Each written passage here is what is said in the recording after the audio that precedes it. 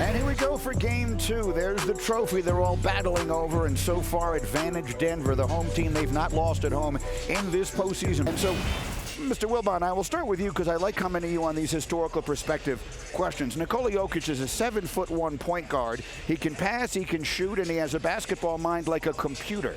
Is it reasonable to say that he is among already the most unstoppable players we've ever seen?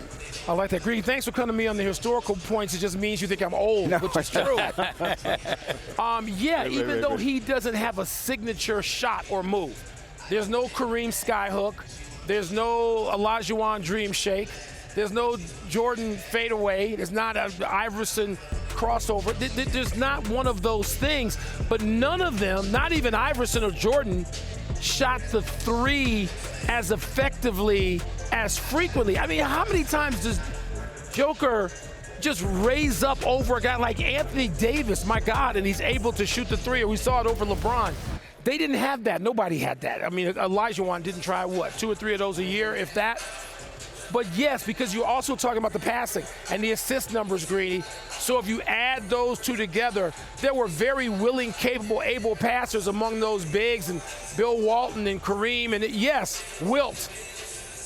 But they didn't have the two together like Joker has now. Yeah, the question sort of comes from the fact, Stephen A., that for the first 3 quarters in game one, he wasn't even looking to score, and yet he was dominating the game. Well, listen, the man is brilliant. He's a savant on the basketball court. Like I tell you before, he's slow, he's big, he looks slow rather, he's big, he can't jump onto a curb. That's a fact, and you still cannot stop him. I just have to marvel at the greatness, his footwork, his basketball IQ, his passing ability, because he has already established himself as a threat on multiple levels. You find yourself guarding him, but looking at the damage he's going to cause by facilitating for others, as opposed to just looking to score himself. And that's what makes him so lethal. You got to give credit where credit is due in that regard. When you're going up against some of the other bigs, like a healthy Joel Embiid, I'd like to see him up against a Nikola Jokic. We understand how great he is, but a healthy Joel Embiid, a healthy and consistent Anthony Davis, we'd like to see that too.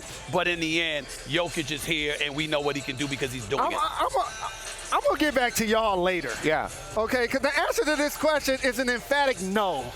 No. He is not the most unstoppable player ever. No, not most. Well, up there. The question on the screen is most. With the others, I softened it just a no, tad. he is not most. The question on the screen is no. The answer to that is no. Okay, I agree with y'all that. a chance to see He's not with Kareem. He's not with a lot of people. No. Right. Because it But does reminded. he belong in the discussion with them? He's worked his way into that conversation by winning 2 MVPs, now leading his team to the finals, being a center that leads the playoffs in triple-doubles. But I want to show you his brilliant passing ability and what makes him different from a lot of the guys that we talked about. Stephen A. just mentioned, dominating the game without scoring. He only took 5 shot attempts before the 4th quarter. So Wilbon, here's his signature. Dropping dimes. Yeah, like it is. Magic's was, like Jason Kidd's was, like Steve Nash's was. That's his signature. He don't have a dream shake, but he is a dream dropping these dimes, leaving the paint wide open for his players around him to be great. But again, like I was thinking, the Dream won the championship twice when I got in the league, back-to-back. Then Jordan won 3 straight. Then Tim Duncan. Then Kobe and Shaq won 3 straight. So it's been some very dominant players, but this is something very unique because he's doing it as a passer and as a center. No question about it. And you got to give credit where credit is due. And we see how formidable he is offensively. Defensively, obviously, is a different challenge because he's not nearly as potent defensively as some of the great big men in the history of the game. Even when Kareem Abdul-Jabbar wanted to amp it up, he could amp it up defensively. The same with Wilt. We know there's no debate about Bill Russell. Of course, Shaquille O'Neal had his moments, although the late, great Kobe Bryant, at times, he would rake his nerves how, Shaquille O'Neal couldn't do certain things because he was too busy eating too many Big Macs before the damn game. I mean, these are the kind of things that was transpired. But we know what Shaquille O'Neal brings to the table. Jokic has never been in the discussion as a formidable defender. So because he's not even in that discussion, we have to take that into consideration when we're trying to measure his greatness against other big men who have blessed the game of basketball. We can't ignore that reality. The thing is, because of the era in which he plays, and all these things must be taken in that context, he does things that the others, it's not that they couldn't, they just wouldn't. Weren't asked. It wouldn't have occurred to them to try and do that because the game was played so differently. He may be the first of what we start to see. We may someday look back at it and say, Jokic started something, and this is what the league now looks for going forward. I was talking to Alonzo Mourning last night, and we were talking about play in general. Jokic, yes, was the context. But the league doesn't want that anymore. It doesn't allow that. So Jokic, how many great defenders with size are there in today's NBA?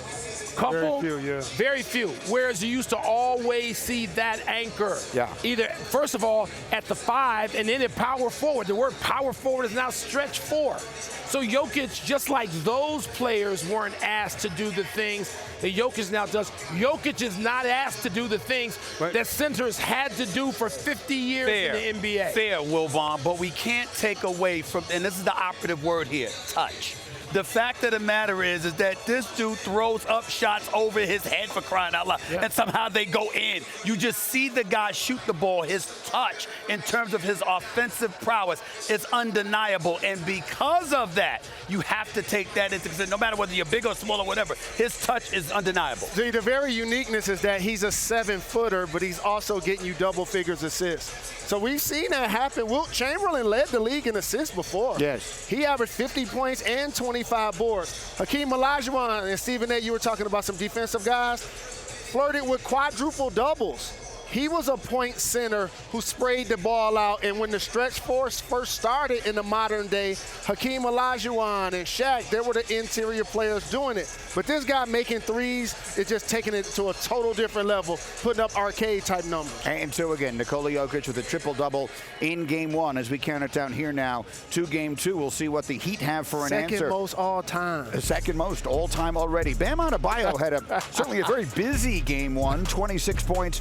on 25 shots for Adebayo. We'll see what he has in store for tonight up against Jokic and company, that big front line of Denver. Thank you for watching ESPN on YouTube. For live streaming sports and premium content, subscribe to ESPN+.